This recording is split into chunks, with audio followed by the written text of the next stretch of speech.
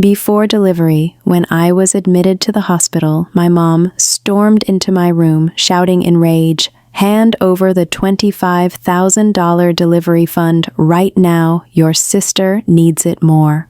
When I refused, saying, "This is for my baby's medical care," she clenched both fists and struck my 9-month pregnant belly with all her strength. My water broke instantly, and I screamed in pain, collapsing on the hospital bed. Dad, who was with her, added, "That's what you get for being selfish." Sister texted from outside, "Tell her to hurry up and pay." Brother called, "Just take the money and leave." But then with a loud bang, the door flew open and my mother froze in terror because standing there was, I never wanted to believe my family hated me. Even after everything they put me through, I held on to hope that somewhere beneath their cruelty was actual love. That hope died on March 15th, 2024, in room 418 of Cedar Valley Medical Center. The pregnancy hadn't been easy. My husband, Mark Dalton, died in a construction accident when I was 5 months along, leaving me with mounting medical bills and a high-risk pregnancy. The baby had a heart condition that required specialist care. Every penny I earned from my job as a paralegal went toward saving for the delivery and the immediate postnatal care my daughter would need. Mark's death was sudden and devastating. A scaffold collapsed downtown, 3 workers killed instantly. His life insurance had lapsed 2 months earlier. The company lawyers pushed a quick settlement, and by the time I paid off debts and funeral costs, I had $8,000 left. At the 20-week anatomy scan, the technician went quiet and brought in Dr. Harper Lane. She explained my daughter had a ventricular septal defect with complications. I would need a hospital with a level 4 NICU and possibly surgery within days of birth. Insurance would cover portions, but the uncovered amounts could still reach $20,000 to $30,000. I built my life around saving, overtime research, selling furniture, canceling everything non-essential. By month 8, I'd scraped together $23,000. After a tax refund and selling Mark's tools to a coworker, I finally hit $25,347 and moved it to a separate account. I checked the balance obsessively. My family knew about the fund because I'd mentioned it at a Sunday dinner 3 months earlier, when I couldn't help my sister Tara with her wedding costs. My mother fell silent, my father grunted, and my brother Colin joked it was just a little murmur. They'd always favored Tara, but after my husband died, their indifference hardened into something colder. Mom left my husband's funeral early. Dad said Mark should have been more careful. Colin skipped it for a fishing trip. Tara came but spent most of the service texting her fiancé, Dylan, about venues. At dinner, Tara announced Dylan's parents had backed out of funding a $28,000 country club reception. I suggested a cheaper venue. Mom snapped that Tara deserved a beautiful wedding. Colin said I should help. I explained the baby's condition and the medical fund. Tara asked how much I'd saved. I should have lied, but I told the truth. About $25,000, all for the hospital and NICU. The room went still. Mom said hospitals had payment plans. Dad said family helps family. I repeated that the money was for my daughter's surgery. From that night on, the pressure escalated. Weeks later, I was admitted to Cedar Valley for monitoring due to early contractions. The texts began, Tara begging, Colin demanding, Mom insisting I had an obligation. Twice Mom came by my apartment. The first time she tried sweetness. The second time she let herself in with my old spare key and threatened to call CPS and paint me as unfit unless I funded the reception. I called a lawyer I knew through work, Gavin Price, and he told me to document everything. Oregon is one-party consent. Record calls, save texts, keep a journal, install a camera doorbell. 2 weeks before the hospital, Mom called with one more ultimatum. I recorded it. Transfer the money or there will be consequences, courts, custody, judges. I sent the file to Gavin. He looped in Detective Kara Benton, who'd been investigating financial exploitation of vulnerable relatives. When you go into labor, tell me immediately, he said. If they come at you in person, we'll be ready. I wanted to believe my mother wouldn't cross the line into violence. I was wrong. The night before everything broke, Tara and Colin blew up my phone. In the morning, Mom texted, Room 418, correct? We're coming to discuss this properly. I asked the nurse to limit visitors. She said without a restraining order they couldn't stop family. I called Gavin. They'll be there by 2, I said. We're on our way, he replied. Stall, document, hit the call button if anything turns physical. A maintenance tech came and checked the smoke detector. Another adjusted the TV arm. A third looked at an outlet.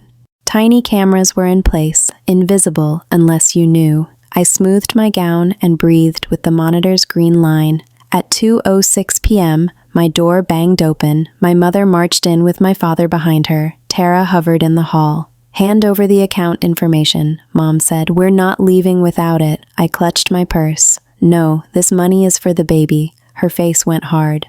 Your sister's wedding is more important than your dramatics. Dad added, you can make more money. I shook my head. Not before my daughter gets the care that can save her life. Mom stepped closer, reached for my bag. I pulled it back, and the monitors spiked. Ungrateful, she hissed. After everything we've done. And then, the thing I still hear at night. Both fists, all her weight, crashing into my belly, a ripping pain, a flood, alarms screaming. I tried to reach the call button. Tara texted from the hall. Colin's voice came through on speaker. Dad said, that's what you get. I was gasping, half-curled, when the door flew open again, and Mom froze, terror draining the color from her face.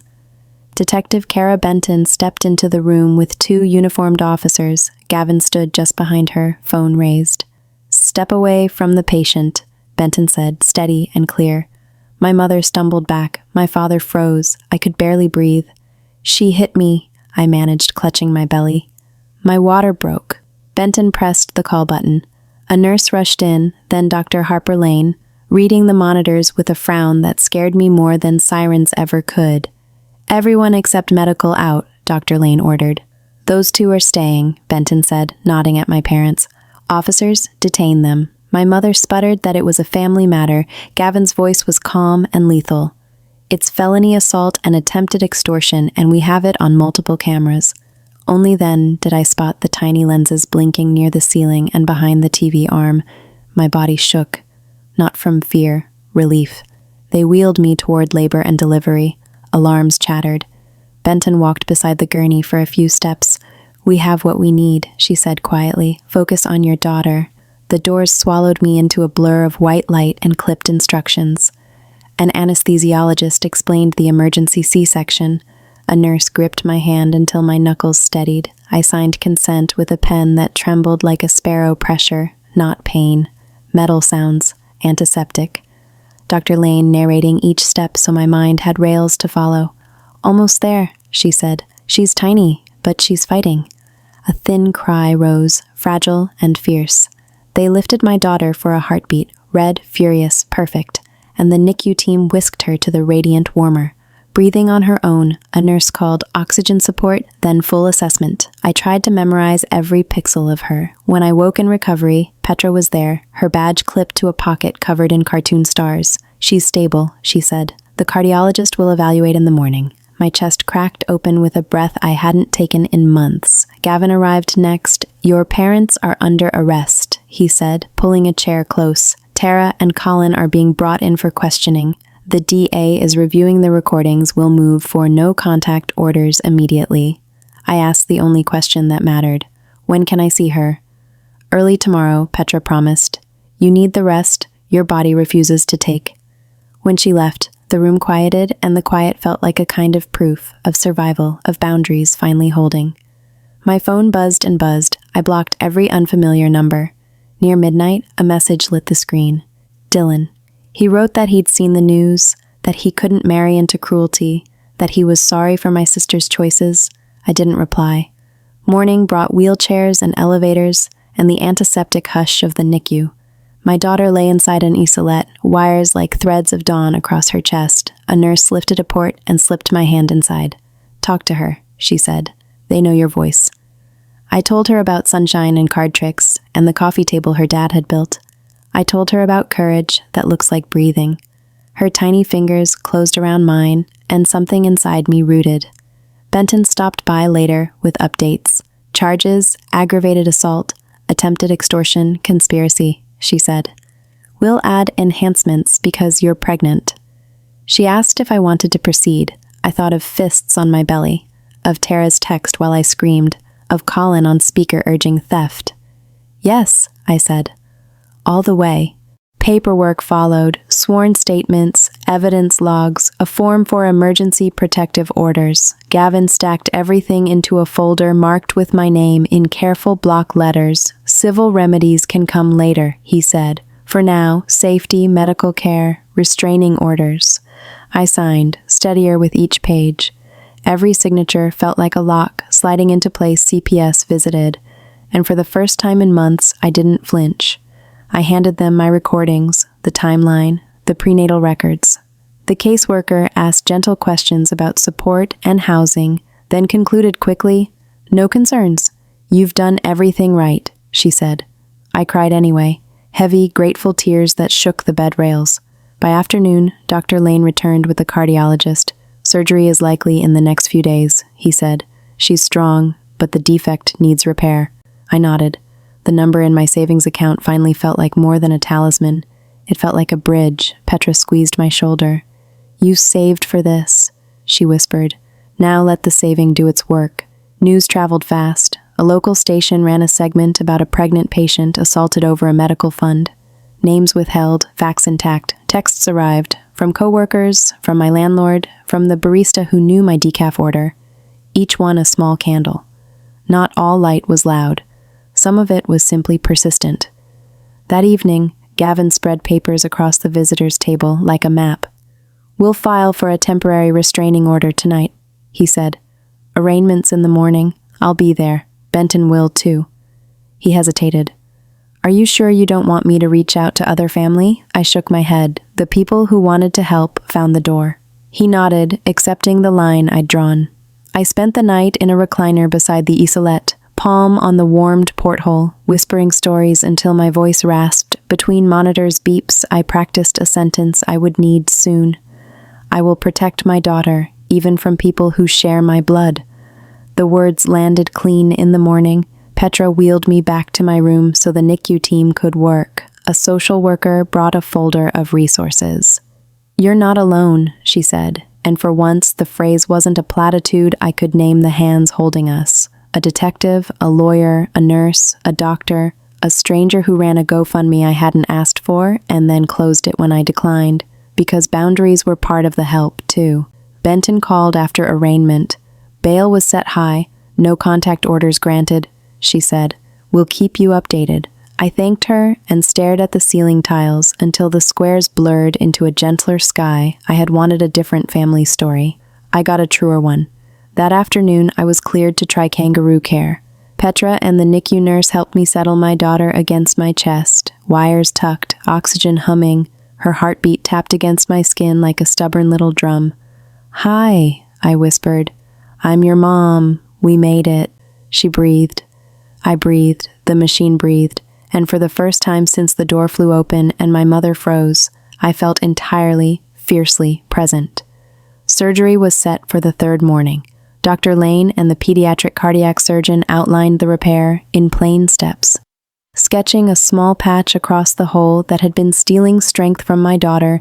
Since the first beat, I kissed Ellis's fingers through the isolette port and watched the doors close behind her bed. Gavin stopped by, brief and steady, arraignment held, no contact orders extended, next dates on the calendar. "We're moving," he said. I nodded because the only motion that mattered was the rise and fall of a tiny chest down the hallway. Petra found me in the lounge and pressed ice chips into my palm. "You don't have to be brave," she said. "Just be here." I was here, anchored to a chair, and a prayer I didn't know how to say out loud. When the doors swung again, the surgeon appeared with exhaustion around his eyes and relief underneath it. "It went well," he said. "Repair secure. Numbers good." My legs tried to fold with gratitude.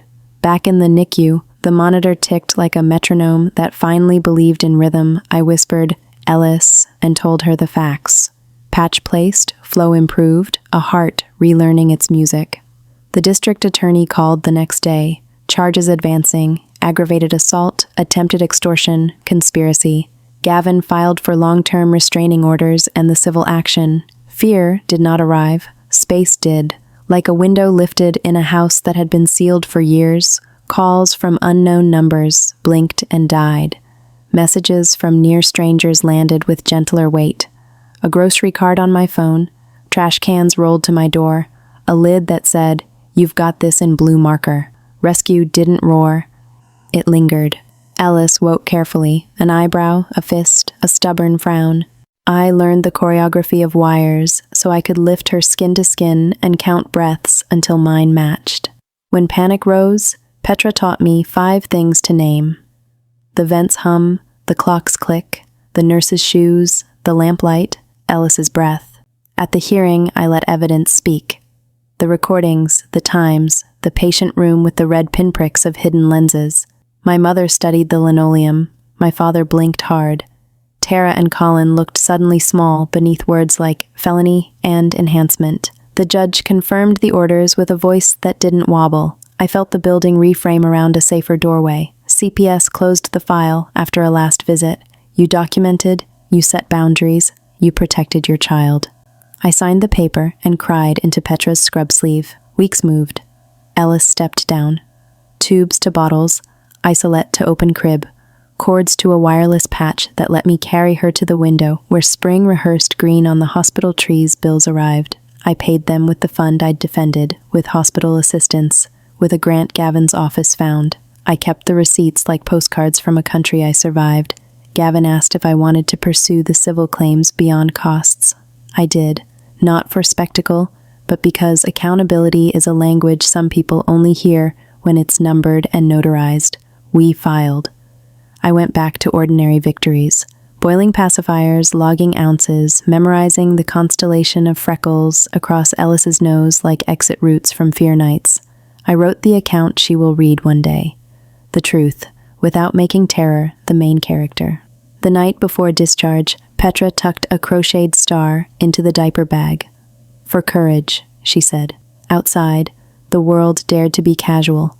A Thursday, a bus sighing at a light, sky too blue for everything we had just walked through. At home, I taped the restraining order inside the closet, programmed the doorbell camera, texted our neighbor the code word, and rocked Ellis in the kitchen while water trembled toward a boil and the radio found a decent song. Relatives tried familiar routes, a cousin's number, an old thread, a letter in my mother's looping hand. I returned each one to sender. I did not explain. Explanations had been the currency of captivity. A friend called me strong. I'm consistent, I said. Consistent turned out to be a stronger word. Months blurred into measures. Pediatrician visits, cardiology follow-ups, socks escaping the dryer, naps negotiated like treaties. Gavin called with updates. The DA sent notices, court dates stacked, then spaced. Everything went in a blue folder labeled with the month Ellis first smiled. The folder stayed thin, life thickened. One evening I finished the account.